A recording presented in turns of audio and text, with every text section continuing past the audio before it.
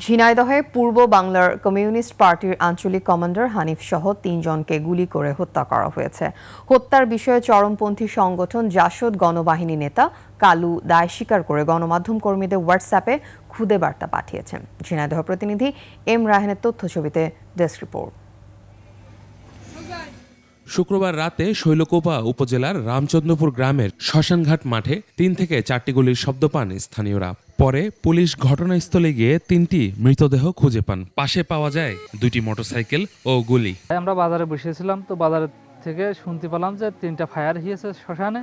আসার পরে দেখি 3টা লাশ পড়ে আছে, 2টা লাশ আছে উপরে আর একটা আছে ক্যানেলের মাঝামাঝি। নিহতদের মধ্যে ঝিনাইদহের হরিণাকুণ্ড উপজেলার আহাদনগর গ্রামের রাহাজউদ্দিনের ছেলে আবু হানিফ ওরফে হানিফ আলী ও তার শ্যালক শ্রীরামপুর গ্রামের উন্মাদ আলীর ছেলে লিটন। এর মধ্যে হানিফ পূর্ব বাংলা কমিউনিস্ট পার্টির আঞ্চলিক নেতা। তাদের মাথায় গুলির চিহ্ন রয়েছে।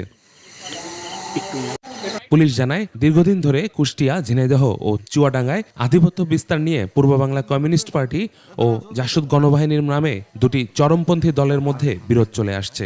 কোটি মানুষের আস্থার ভালোবাসায় 11 বারের মতো দেশের 1 নম্বর রেফ্রিজারেটর ব্র্যান্ড ওয়ালটন।